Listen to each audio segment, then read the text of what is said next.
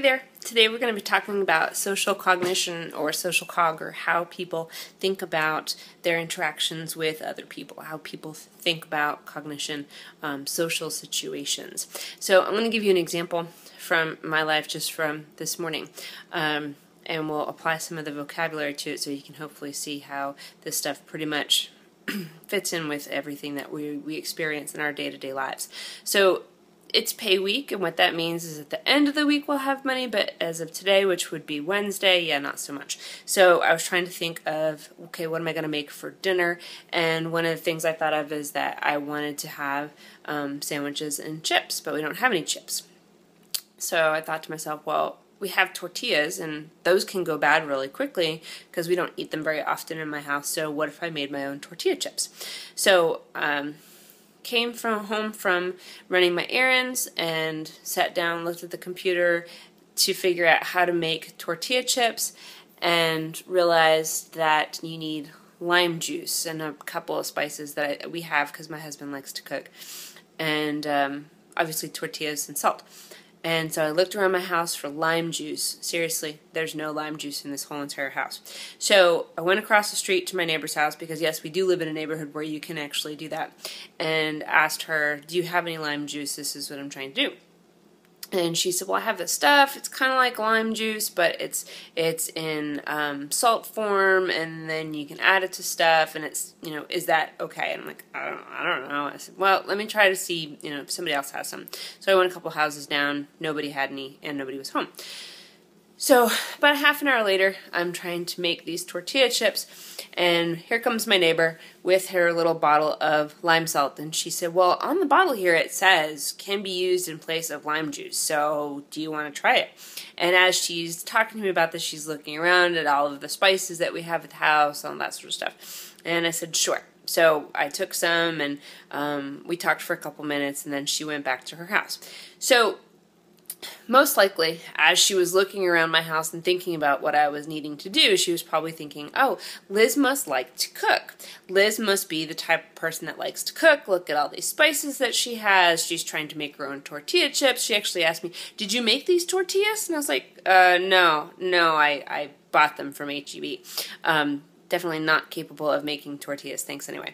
So one of the concepts that this unit talks about is what we call attribution theory. So when we observe someone's behavior, we attribute it, or decide where it comes from. We attribute it to either internal personality characteristics within the person, what we call a dispositional attribution, or we attribute it to their social situation, so what's going on in their lives, stressors, things like that. So, for example, if you're driving on the highway, someone cuts in front of you and you think, God, that person's an asshole, then the first thing you thought of was what we call a dispositional attribution, as opposed to a situational attribution where maybe you thought, I wonder if they didn't see me, or something like that. Now, if I reverse that question and I said, okay, have you ever cut someone off unintentionally? Most of us will say, well, yeah, I have. And so does that make you an asshole? No, it doesn't. It usually means that I personally recognize that there was some sort of situational attribution. I really needed to get over, and nobody else would let me over, so I'm sorry, but I cut you off. Or I really didn't see you, so some sort of situational explanation for why I behaved in the manner that I did. So the fundamental attribution error is this idea that what we do to other people is we give them dispositional attributions. We say, okay, you must be an asshole, but I really had to get over. So dispositional attribution for you, situational attribution for me. And so the fundamental attribution error is the idea that I walk around giving everybody else dispositional attributions, whereas I will personally take a situational attribution for myself and say, well, it wasn't me, it was a situation that influenced me to do that. So when we walk around and we look at other people and we decide that their stuff is due to dispositional attributions, what we're doing is what we call a spontaneous trait inference, which is inferring that the reason why the person behaved in that manner is because of their traits as opposed to their situation. So when the neighbor came over to my house and looked around, saw all these spices, she probably gave me a dispositional attribution of, oh, Liz must like to cook, whereas it's actually a situational attribution as to why I was making tortilla chips. We're poor, we don't have any money, and I wanted to have chips for dinner.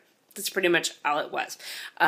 So a lot of times when we assume a dispositional attribution, we look around in the environment and we attempt to find things that confirm what we believe. It's what we call confirmation bias. So we're biased in that we're trying to find information in the environment that is actually confirming what we believe, as opposed to actively looking around trying to find stuff that disconfirms what we believe.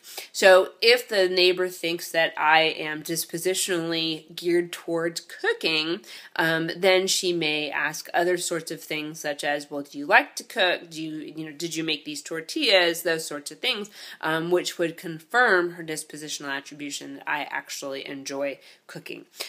So one of the things that you should take from this unit is the fundamental attribution error. The idea that as a human, I walk around giving everybody else dispositional attributions, whereas I assume or give myself a situational attribution. And really what we need to start doing is giving other people the benefit of that situational attribution, doubt.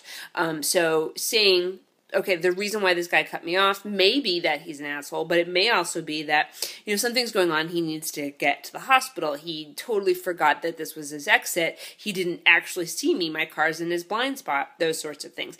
Because one thing that you'll probably recognize is that when we give people dispositional attributions, it actually makes us angry at them, makes us dislike them, which actually can increase your negative emotion for the rest of the day. Whereas if you recognize the situational reason or possible situational reason why this person behaved as they did, you're less likely to get angry and more likely to say, yeah, I've done that before. We're similar, as opposed to dissimilar, and you're not going to experience as negative emotion as you would if you gave that person a dispositional attribution. So I'm off to try my tortilla chips. If they're good, I will send you I'll post the link in the learning module. If they're not, you won't see a link, and nobody will probably eat them for dinner tonight. But that's probably due to the situation that I did not have as much lime juice as I actually needed. Thanks.